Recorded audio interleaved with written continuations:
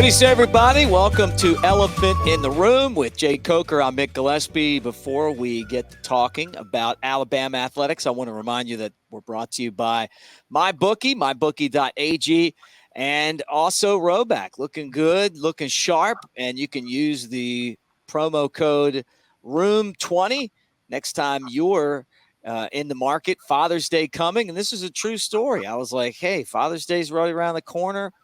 You know what would be good on me? Some Roback gear. Maybe a shirt that's got footballs and crabs on it. We'll see. But Roback.com, promo code ROOM20. Get 20% off your first order. Well, there he is, the former national championship winning quarterback at Alabama. And me, just the guy telling you all about what's going on in the world of athletics here for Alabama. Good to see you, man. How was your Memorial Day? Man, it was good. We a lot of chilling out. A few naps were taken. I needed some of that. Did you were you wearing your Roback sweatshirt for those naps? Yeah. Memorial Day 2024 was a lot different than Memorial Day 2012. I can promise you that. Well, at least for some of us. I'm taking the week off, so not from work. Let's talk a little football, man. Let's talk about a guy that is 5-star in some publications, 4-star in others, but Anthony Tank Jones. In-state battle going on for this guy right now, a St. Paul's High School edge rusher, guy that turns heads, and he's set a visit to go to Tuscaloosa to meet Coach DeBoer. Now, he'd been up there like 10 times to talk to Sabin, Coach Steele, and all those guys. But what can you tell us about Tank Jones? And, what was your process like when, he's a 2026 guy, so he's still got a little ways to go. Yeah, I mean, I've seen him play a couple times. He's always the biggest, baddest dude on the field every time they step foot on the field. So really talented, really physically gifted guy, one of those guys that, it really doesn't matter what he does in high school. They'll figure him out in college, but he's so gifted physically that he'll line up and play wherever they need him to play. And so I think he's going to be a heck of a player. Hopefully Alabama can reel him in. His recruiting process is going to be a lot different than mine. He's got 3 years to figure all this out with all the offers that he wants. For me, I didn't get my first big time offer until summertime after my junior year. Actually, my first D1 offer was after the summer before my senior year. So had a lot of recruiting condensed into one. Prior to that, I had a few coaches come in and tell me they were going to watch my film or whatever. And, after I got the Florida State offer is when all these coaches, started coming in and offering me scholarships. And, that's kind of how it goes. Everybody's afraid to be the first to pull the trigger. And then when one big name program comes in and offers you, that's when they start rolling in. So it's funny, after I left I went and met with Jimbo. Is that right after a summer workout, in the big camp? And after he saw me throw, he called me up to his office and offered me a scholarship right there. And right before I left, he was like, all right, now, he's like, we're taking one quarterback. And so, we don't want somebody else to commit before you do. And he goes, I know Alabama's going to give you a call and offer you a scholarship as soon as you leave here. And we were kind of laughing. We're like, what do you mean? He's like, every time I offer a quarterback, Nick comes in right after me and offers him too. Is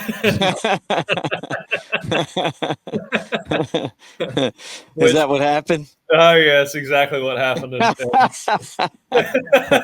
How much sooner was it? It wasn't long. I want to say, like that week, Coach Pruitt was reaching out trying to Once Andrew Bone posted it on Rivals or wherever he was working. Did you hear from Andrew Bone a lot? Or my buddy Bone? I did. I used to hear from What was Bone. that? What was that like? Man, I was so goofy back then. I just kept to myself and didn't pay too much attention to it. But it was him, and I remember him, and I remember Bud Elliott, and those are the two I mainly remember. Yeah.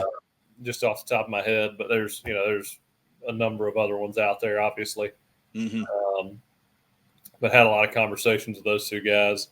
And prior to getting offered by Alabama, I remember sitting in my high school offensive line coach's office, and Coach Pruitt was talking to me, and he was like, we don't really have enough room for you. We got a lot of guys on scholarship. I think it was Phil Sims, AJ, Star Jackson.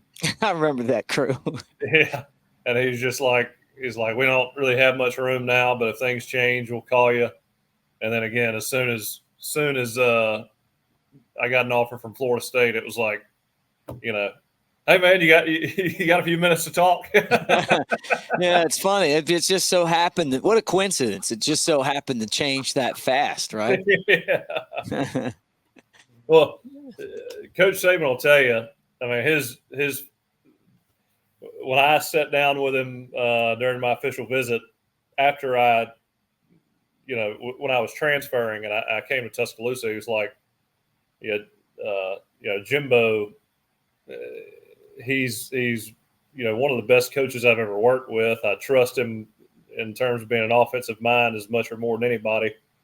And I didn't ask him about do you offer every quarterback that he offers? But I didn't go down that path. But after what happened, I believed what Jimbo said 100%. Yeah. How weird was it when you saw those two duking it out, when you had kind of been a guy that played for both as head coaches? You heard what Nick Saban said about Jimbo, but I don't remember that Jimbo. I mean, I vaguely do when they were at LSU and stuff. I remember Jimbo getting up there and just coming right at Saban with some awful comments. And then, Saban really just like kind of not saying a whole lot back, but he had made the comments before that about, NIL, which, oh yeah, honestly, man, Saban's not wrong hardly ever. And he was right on all that stuff he said. I don't even think it was personal, but yeah, well, Jimbo said was pretty personal. Yeah, I know, Jimbo, when he gets angry, there's no turning back. You be on that field or in a meeting room and you give him an answer he doesn't like, and you're just like, shit, not again. This is going to be a long 20 minutes right here. Yeah, I wonder if he wishes that he could walk that back now. I mean, he's tried, but it's just. I'm sure he does. I mean, I think, look, I love Jimbo, but, I think he's a fiery personality. And, I think he took it and the way that I think most coaches do take it is that, when you say that you're getting recruits because there's a lot of money, you're basically diminishing the recruiting factor in getting that recruit there. And I think he took it as a personal jab that he doesn't really have to work hard and recruit very hard because he's got people that are just paying these players, and that's what's getting them to their school. Yeah, right. I think that's the way he took it. And Jimbo does. He works hard, man. He's a very hard worker, and I think he took that's how he took it, and he doesn't appreciate his work ethic being challenged. And I guarantee you, if he could redo it, he'd have taken a few deep breaths and made jokes about it. I think very rarely does losing your temper solve anything. No, right. Especially in the public eye, unless you're, in the UFC or in the WWE. Right. Yeah. NWO. Yeah, right. For life. So when you look at Tank going to Tuscaloosa like 10 times when Nick Saban was there, making his first visit with this new coaching staff. Now, he'd have a relationship with these guys, but going there, meeting Coach DeBoer on Alabama's turf, this to me is the number one player in the state next year.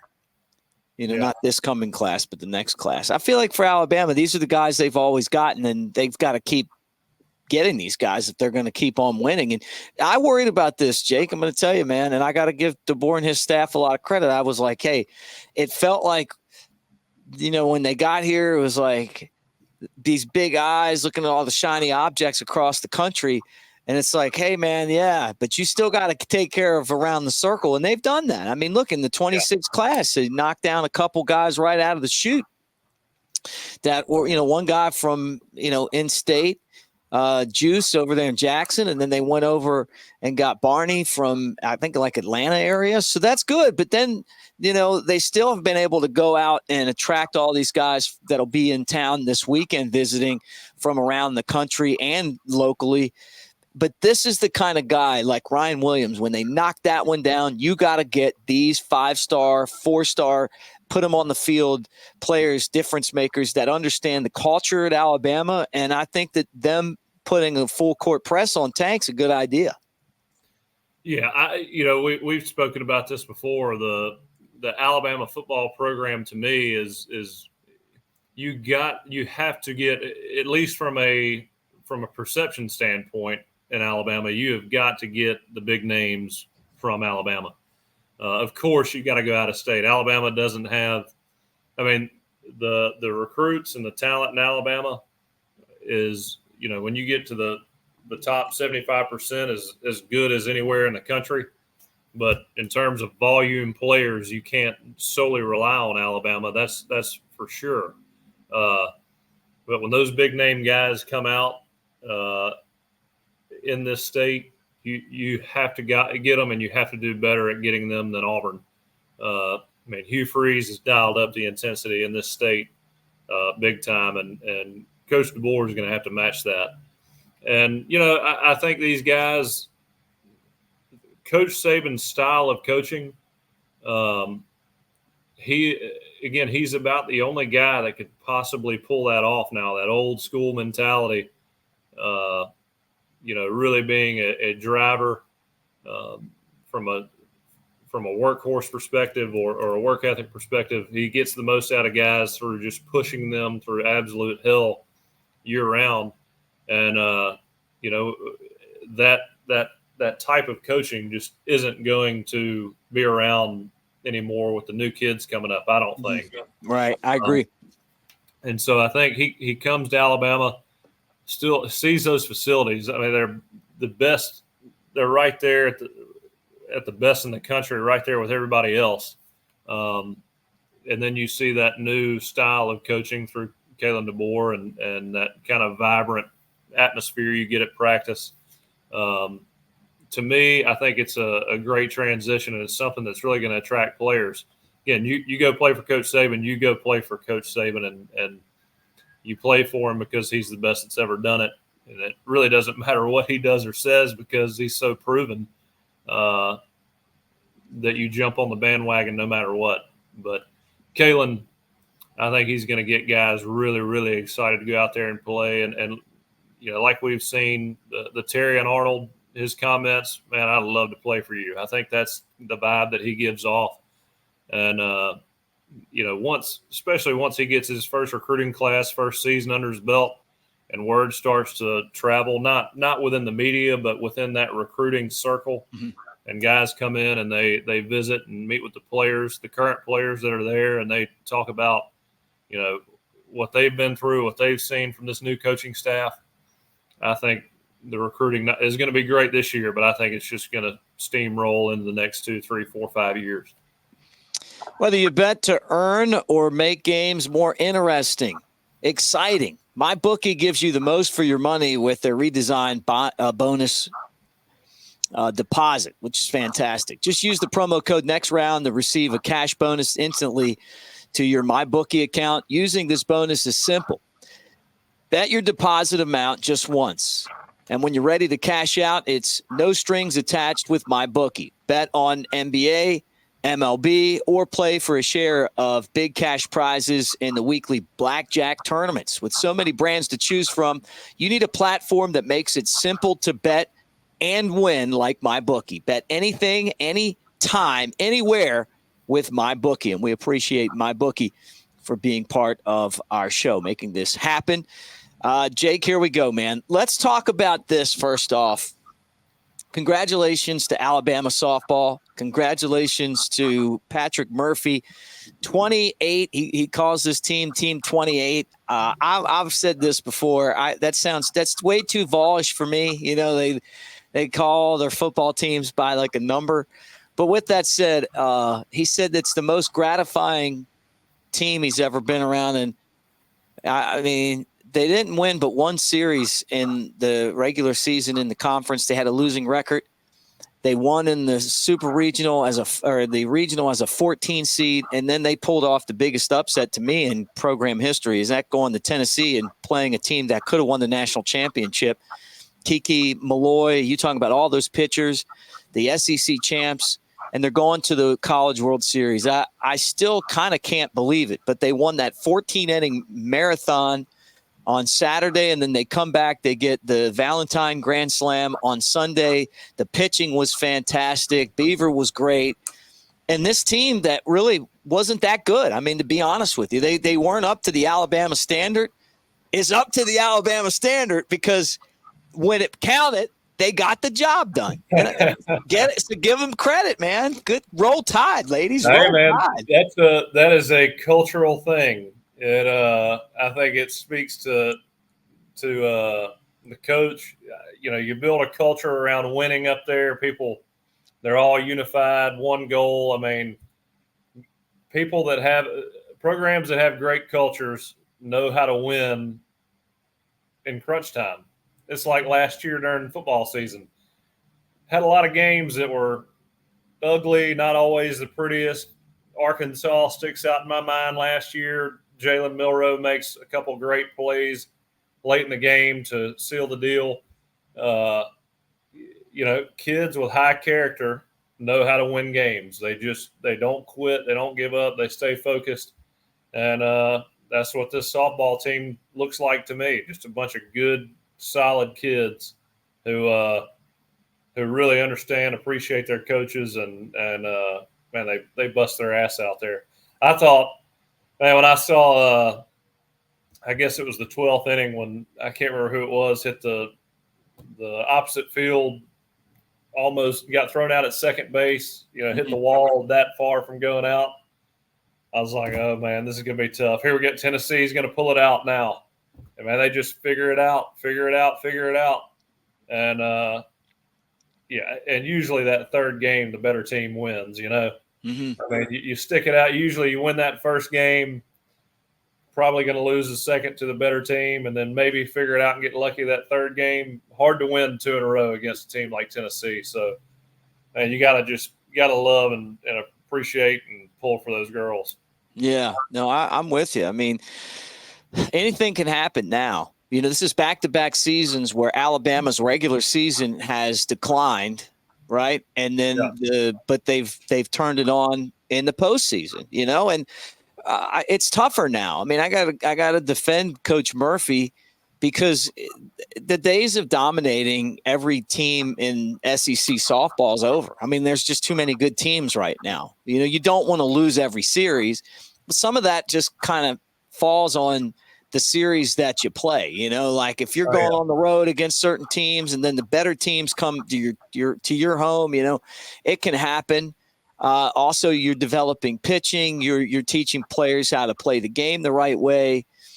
You know, he made a comment about, you know, like, well, our real fans stuck by us. And, you know, and I was kind of like, you know, I know he didn't mean it in a bad way, but when you're making a bunch of mistakes and you're not winning, people don't show up to it. That's the way the sports work, Coach. You know, and then the real fans, your real fans are there. You know, it takes. Hey, they're watching it on TV. They're just not buying a ticket. they're not going out there and sweating to watch you guys, you know, miss cutoff, you know, men, and don't score when you got runners at third, and miss opportunities, strike out when you should be taking pitches. But the great thing is, make an effort. I need to see you make an effort. That's right. But the great part about it is that they got it figured out. He said it might be his best coaching job, really. I mean, he's been there for 28 years, as he said, with the team being number 28. I remember when he showed up. He's had a Hall of Fame career. And I'm picking on him a little bit with that comment because I get what he's saying, but it's like I'm the voice of the fan now. I got to take up, but I'll say this: he's become the Tommy Lasorda of softball. He's an advocate for the game. Got his World Series in 2012. He as much as he loves Alabama, he loves the game. And I knew Tommy Lasorda. I've met Tommy, hung out with Tommy on many occasions, and he was the guy that won a World Series too, and he loved the game of baseball. He loved the Dodgers, but he loved the game of baseball. Coach Murphy's kind of that OG now that goes out and pushes the game. And I respect that a lot. And you're constantly trying to figure out how to get the best out of a team. And sometimes maybe they don't have the talent that other teams you have make. Sometimes maybe people are hurt and they're not contributing. Maybe somebody's in a slump, but what matters is how you play when it counts. And his teams play when it counts, man. Back-to-back trips to the World Series. Yeah, I mean, sometimes the teams that aren't quite as talented are the most fun to coach. Yeah. Or at least watch play, because you get those less talented guys sometimes that are just all about the team, don't care what their stats look like, don't care, what their body feels like. They're there for that moment, to enjoy that moment, and that's the only goal they have. You get a bunch of people like that together, and it is hard to beat. Mm-hmm. I mean, that's that team we had in 2015 was, now we had a lot of talent, there's no doubt, but the mentality of that team, when you get to be a part of something like that, it's such a positive experience that you wish everybody could be involved in something like that, because when you see those guys you hadn't seen in a while, I mean, Ryan, you see us on the podcast with Ryan and Shank, just the bond that we've got just through the unselfishness that everybody played with is it's hard to beat an experience with such a unified program like that. Yeah. Well, he also said this, and this is really one of the great points that you can make as a coach. He said, we got together and they weren't that good. I mean, I'm just going to tell you, they just weren't that good. And they got together and he said, let's think of one thing that we can do to help the team win. And he said his was to have a short memory. And when you're coaching a team that keeps losing like they did, and they didn't lose, they lost because they made a lot of mistakes. They lost because they didn't play the game the way that like they did this tournament. They didn't take advantage of opportunities. They didn't throw strikes in the right spot. They just didn't do what it takes to win. And he's probably losing sleep over it. And he's like, hey, my thing was I'm going to have a short-term memory. But what the point to me of that is that's like a Nick Saban thing. If you figure out what you're going to do to help the team, and you're not worried about what somebody else's job is, but you're worried about your job and doing it right, and you really care about doing your job to help the team reach their goal to be successful, and you can get a team of players to do that. 2015 happens. This softball team happens, and I got to tell you, last year's football team happens, and the men's basketball team happens. I got a trivia question for you. How many programs in NCAA history have had a team go to the Final Four, the college football playoff, and the softball championship, the World Series for softball? How many? Yeah. I would say this is the first year. That's right. Roll Tide, baby. Roll Tide. It's the way we do it. We're in everything school now, people. We're in everything school. Sorry, Auburn, but that is shocking. That'll be on Greg Burns' resume. There's no doubt about it. Yeah. Well, he gave himself that raise right at the end.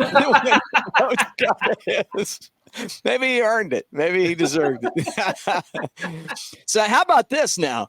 Baseball is the number 2 seed. They head to Tallahassee. Last year they got to the Super Regional, but they didn't get to the College World Series. They haven't been since, I think, 2001. Jim Wells was the last coach to take Alabama to the series. Now, I was broadcasting when Mitch Gaspard had us a game away against Clemson in that Super Regional with Chris Stewart. We lost on my birthday, so it sucked. But could Alabama be a team in baseball that gets there? Can you imagine that? They're the number 2 seed. They lost early in that awful SEC tournament, which is good because it's just a waste of time there. You just waste arms. If I was coaching, I'd play all my backups and lose on purpose so I could get home and get ready. As long as I knew I was into the NCAA tournament, they don't even value it that much if you win it. But if you go up there and burn all your arms up, you're going to be out quick. So I just think they're healthy. They ended up number 7 in the SEC, and then now they're a number 2 seed. They'll play UCF, and then Florida State, your old school, will play against Stetson. So both your old schools are in this regional. Stetson's in it, huh? They're good. Regional? Yeah, they're pretty good. That's a tough regional because the Florida schools always have ballers. Yeah, but Florida State is, as much as I love to pull for Florida State, never won a College World Series, and they've been there, I believe, more than any other team, any other program in the history of college baseball. I know, it's crazy. Is Mike Martin Jr. still the head coach at Florida State? I don't think so. Okay. I'm going to check right now while you're talking. Well, I've seen Stetson comes and plays at Florida State a pretty good bit, I believe, because I went and watched him play. I watched when I was in school. I came and watched Stetson play Florida State at home. It's Link Jarrett now. Link Jarrett? Yeah. I think Martin retired a couple of years ago. He was there 40 seasons, though. Okay. Yeah. And he actually, unfortunately, he passed away February 1st of 2024. He was 79 years old. Really? Yeah, that's what this says. Wikipedia. But he was a legend, man. And a lot of people said a lot of great things about him. Oh, yeah. He was I didn't really know him, but I'd see him in our cafeteria. We all ate, kind of together, but was always a really nice guy when I'd talk to him in passing. But his son was on the staff. I thought he was taking over after he retired, but I guess not. Yeah. When your son calls you coach, you're a legend. Oh yeah, makes it easier. So that starts on Friday, and then big week for basketball decisions. And I know this is right up your alley because Jaron Stevenson and Mark Sears both now have to decide whether they're going to go to the NBA draft or come back to Tuscaloosa. And I hope they both come back, but man, if I had to pick one, just give me Sears for one more season. One more season with Sears. I agree. Bring the motor back. I mean, that guy just sets the tone for every game. His energy, his shot making ability, and plus, if I hadn't heard really, really good news out of the NBA, you're going to make pretty good money in Tuscaloosa. Oh yeah, and he's like we've talked. He is the most iconic Alabama basketball player ever now, taking us to a Final Four, potentially a national championship. He's from Alabama. He's going to have it made in this state, especially if he comes back and takes us to a national championship. Yeah, I'm with you. I think, and you can debate me on this. I did on my other show. I think he's the most recognizable, marketable face that Alabama has in their athletic program, even more than Jalen Milroe, Malachi Moore, two guys that are great, ambassadors, and they're great spokesmen and all that stuff. But Mark Sears, to me, has a couple things working for him. First off, he doesn't wear a helmet when he plays, so everybody knows what he looks like. Yeah. and he's a good-looking kid. He's smart. He's a leader out on the court. And then the second thing is that we all love his mom. You know, I think he could be the next Campbell Soup guy. He could, like Donovan McNabb. Remember Donovan McNabb? Yeah, he's the next Strahan. We like the him and his mom are like, I mean, sign them up. They'll sell anything. She needs an NIL deal. She does. I'm telling you, man. Like that's what makes him so marketable to me. He led Alabama to the first Final Four, and if he comes back, Alabama could be legitimately the number one team in the country. Yeah, the only thing about basketball though is football is very hard to upset someone that is,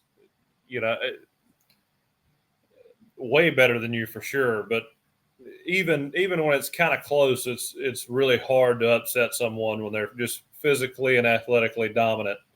Basketball, and you get hot and you shoot threes, and the other team isn't shooting that well. It's not the craziest, sport to have a big lopsided upset. Right. I feel like a national championship in basketball is probably the hardest sport to win a championship in. And I'd say baseball is pretty similar too. What do you think the hardest sport, but in the big three, which one is the hardest one to achieve an upset against an opponent? Oh, it's football. I mean, it is football. I mean, it's like, because baseball, you can, take baseball. Let's take football out of it. Baseball or basketball? The hardest one to win. You got the NCAA tournament, but then baseball, you got a ton of games, which I don't know if that's helpful or not. One good pitcher in baseball could the New York Yankees could lose to a college team if Paul Skeens was pitching for that college team last year.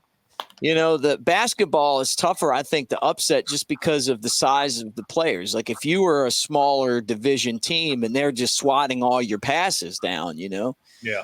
But they're both, I would say both of them are, it's doable to pull off upsets, unlike football where you really don't have a lot of enormous upsets. Yeah. Yeah. Basketball, I just feel like, look, if Mark Sears comes back, I feel like we already have a good chance. But if Mark Sears comes back, we're in the driver's seat to be the national champions next year. Mm-hmm. It's just you watch the tournament, very rarely do you have UConn was just head and shoulders above everybody this year. It wasn't even close. I think we were the closest. We came the closest to upsetting them. Their point differential in the tournament had never been seen before. Will we be that dominant? I don't know. You have to see when you put all those guys out there on the same floor for a year. But to me, it just seems like the toughest sport to win a national championship in, just because of the variability of player performance per game. Yeah, no, I'm with you. I think that you get those guys back with the players that Nate Oates added, the fact that they know, they see, they tasted it, they play some defense. They didn't even play defense last year, and they were still they almost won the SEC with, a lackluster defensive effort game in and game out. I don't think that this team's going to be constructed that way. I think that this team's going to have a chip on their shoulder because I think that they see what's out there and they're going to go get it. I told you I was a Maryland fan growing up. Remember, Maryland went to the Final Four the year before they won the national championship. Mm-hmm. And it's getting that close and realizing, hey, wait a second, you know what? We're right there. Let's go get that thing. And I think that Alabama could be the team to do that. They got the great coach, but if you got both of those guys back, I know there's only one basketball, but if this team could play unselfish, you got rid of Pringle. You see, all the problems and, him having to fly by him, all that stuff that you don't want to deal with. Hopefully you got a bunch of guys that are really locked in. Yeah. And ready to do this thing. And I got a feeling that they will be. I just don't know what the NBA – I don't know how to grade, scout NBA players and talent. But if you're going to the G League, or you can come back and be on this Alabama basketball team with all the excitement that surrounds this program right now and play for Nate Oates. I'd do that. Cash in on that NIL. Get mom over here. Let's go to Rammer Jammers, mom. And, I guarantee you, Betty Acco wishes he would have played at Alabama this year. What a dummy! Who told him, man? Don't listen. Don't listen to that. I mean, that was the one, and that was like the one key piece. Didn't need to play 40 minutes, but plug in here and there, play defense. I mean, when we needed a big guy, I felt like that was the one piece we were just a hair short on. He's got plenty of time to spend his career, in Turkey or somewhere playing basketball.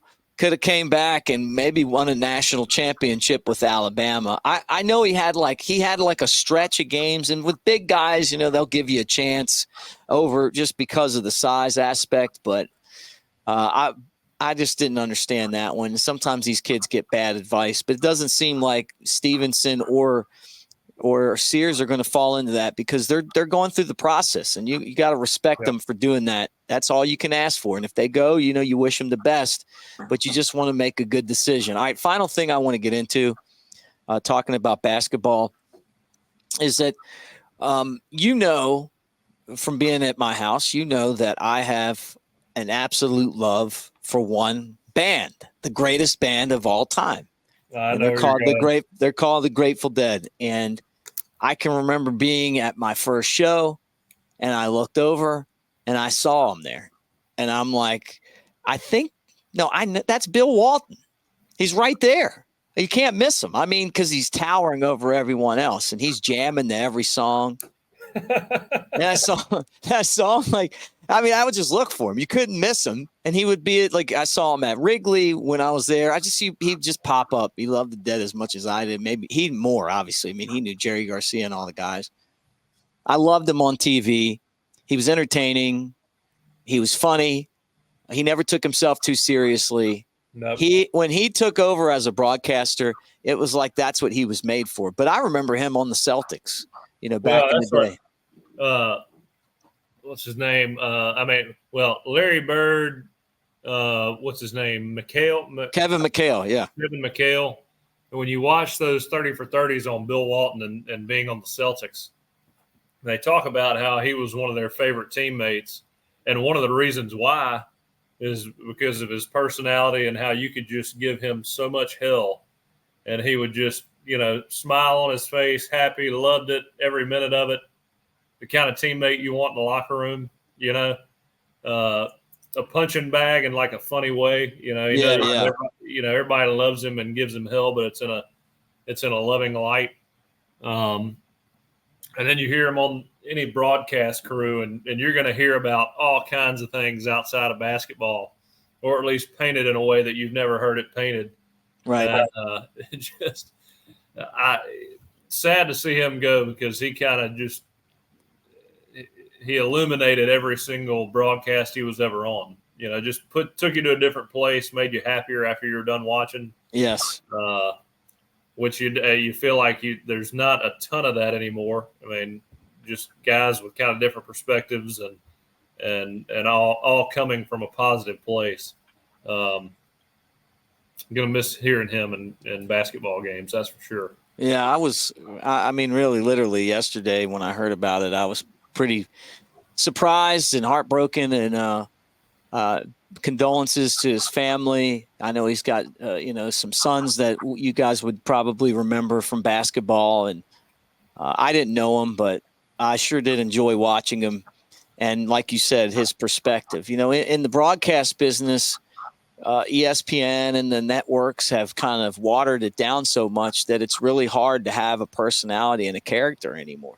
Mm-hmm. And everyone kind of sounds the same. I mean, it takes me a long time to turn on the TV for certain games and figure out who's on there, because they all sound alike. Yeah. Bill Walton was a guy that walked to the beat of his own drum, and it was a drum that normally Bill Kreshman was beating.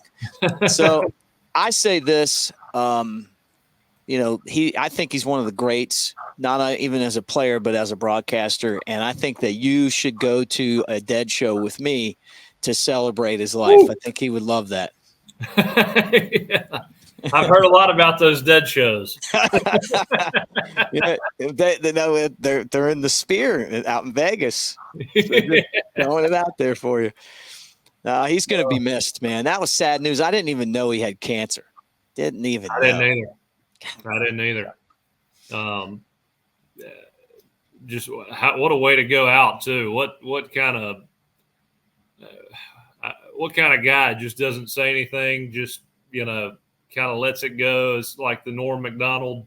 Yeah, loved him too. Doesn't want the sympathy. Just heck, I'll go out when it's my time, and I don't want to be treated any differently based on that. Says a lot about who they are. Yeah, because I would do it the opposite way. You guys will know if I'm sick. Guys, I got cancer. I need some Roback stuff. Yeah, right. I need to be comfortable. Pretty close. Hopefully we don't hit that for a while, Oh man, you laugh because you don't want to cry. There's just they really broke the mold with that guy.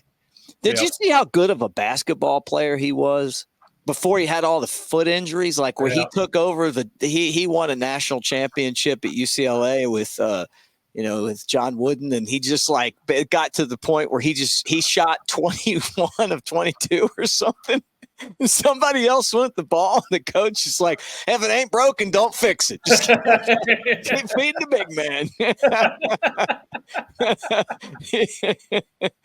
If he would have stayed, if he didn't have the foot injuries, the foot fractures, he would have probably been one of the all-time great scorers.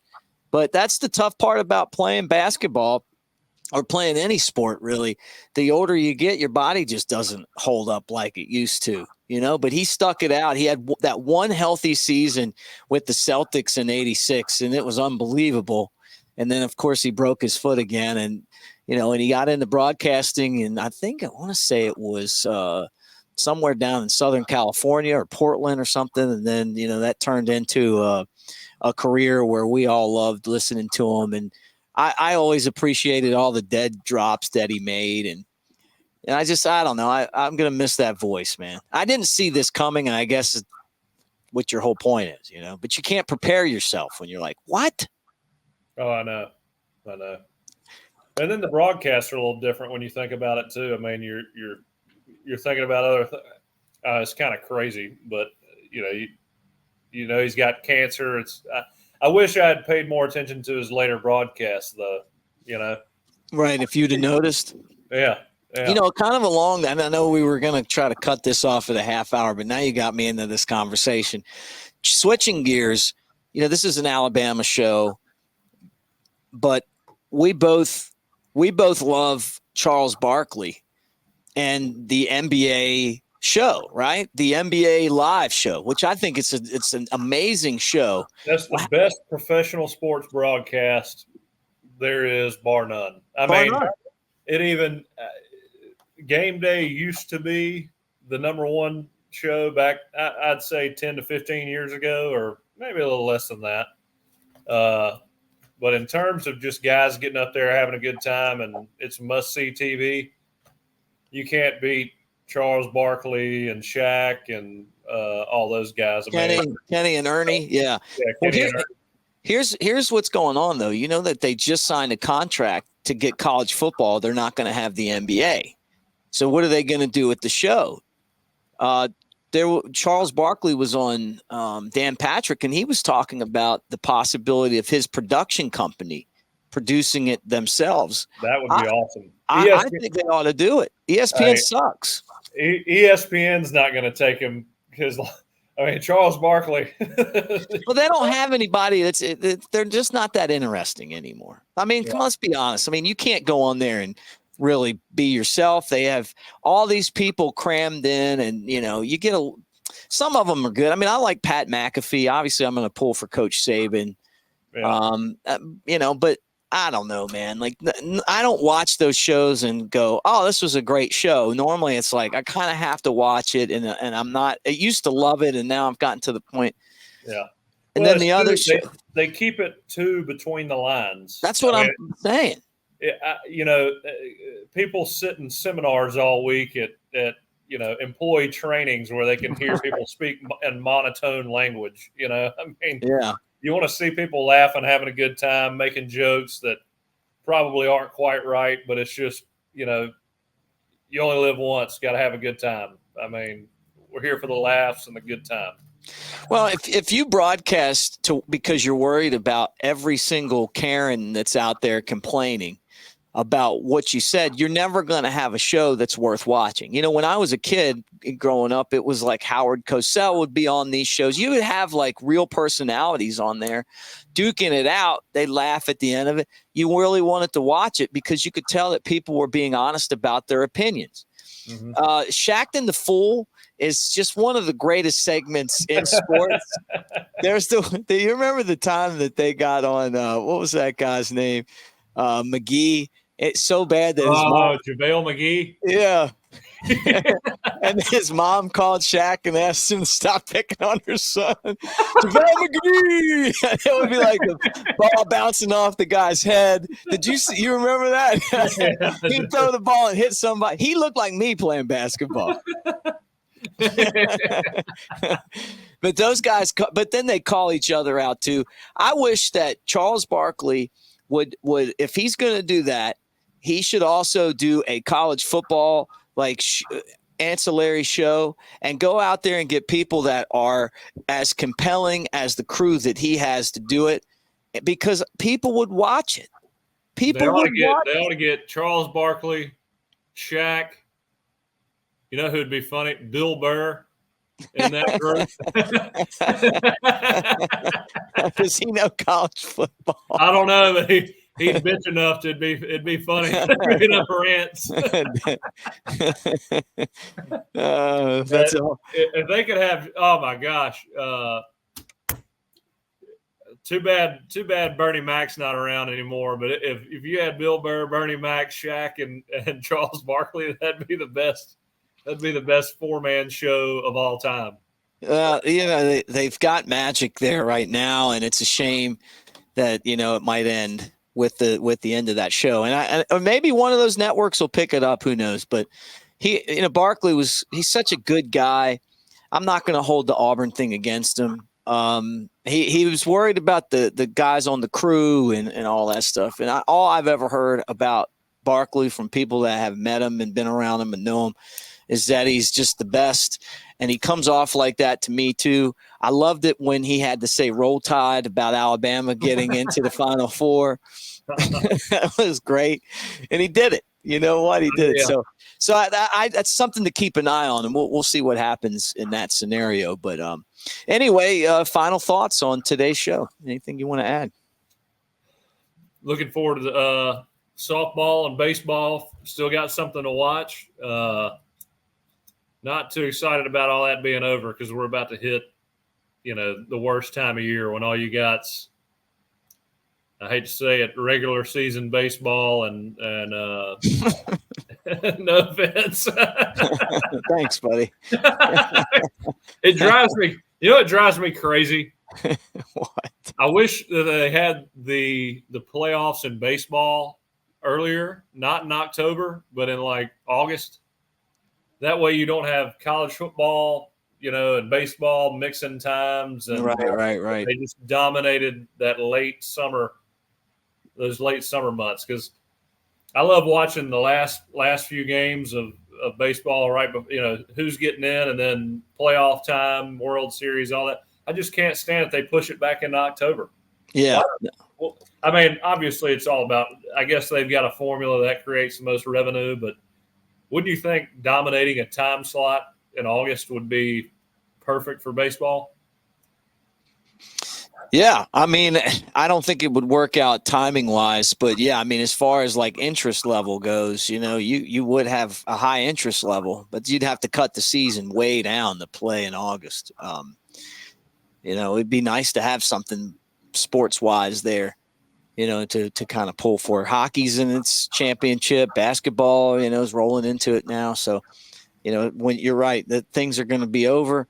But at least when we come back, I guess later this week, we'll know the outcome of Sears and Stevenson. We can talk about that, what happened with baseball and softball. So there's still a lot in recruiting too. What's going on at Alabama right now. Big weekend coming up. Maybe we'll get into that next show. But there's a ton of guys that'll be on campus visiting Coach DeBoer and his staff this weekend. Huge recruiting weekend. So, all right, guys. Hey, thanks for hanging out with us here today. Whether you bet to earn or make games more interesting, MyBookie gives you the most for your money with their redesigned deposit bonus.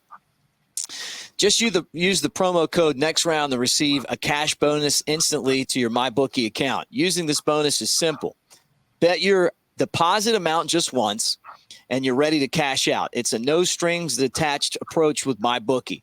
Bet on NBA, MLB, or play for a share of big cash prizes in the weekly online blackjack tourneys. With so many brands to choose from, you need a platform that makes it simple to bet and win like MyBookie. Bet anything, anytime, anywhere with MyBookie. We appreciate them. And don't forget Roback. Room 20 is our promo code. Father's Day is coming up. Just put the word out on the street that this Father's Day or maybe my birthday, wouldn't mind having some Roback gear. We'll see if anybody delivers. But room 20 for 20% off. And that goes for him too. All right, we'll talk to you guys later this week. Roll Tide, everybody.